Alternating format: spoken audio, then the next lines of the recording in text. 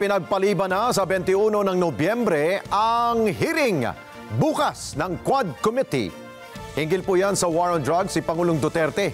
Kinansela ang pagdinig dahil sasalain at pag-aaralan pa umano ng komite ang mga ihaharap nilang testigo. Report mula kay Weng de la Fuente. Kanselado ang nakatakdang Quadcom hearing bukas, Nobyembre 13, na tumatalakay sa mga usapin ng extrajudicial killing sa war on drugs ng Duterte administration. Sa kabila ito ng sinasabing kumpirmasyon na dadalo sa pagdinig si dating Pangulong Rodrigo Duterte. Sa isinagawang press con ng Quadcom, sinabi ni Congressman Robert Ace Barbers, overall chairman ng komite, na linggo pa ay inadesisyonan ng kanselahin ang pagdinig dahil sa sasalain at pag-aaralan muna ang mga ihaharap na testigo para tiyakin ang integridad at kredibilidad ng mga ito. Because of the several witnesses who wanted to give their testimony before the Quadcom, we decided that we should maybe interview them all first. Tingnan namin, sino ba yung mas credible doon? And it will take a lot of time, no, para sa amin. So we decided that before we set this meeting, again, no, kailangan kumpirmado na kung sino yung ating ihaharap.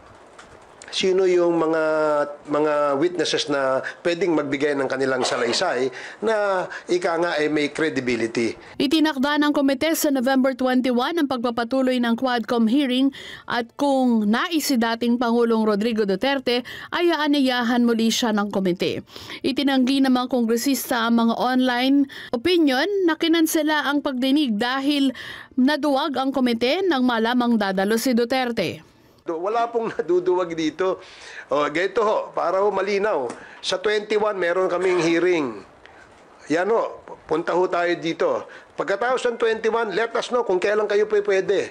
Because we will schedule another Quadcom hearing on the date convenient for you, on the date na gusto ninyo, para ho mailatag natin ng maayos ang ating imbitasyon. Sabi ng mga kongresista, gustong-gusto nila na humarap sa pagdinig si Duterte para personal na sagutin ang kanilang mga tanong.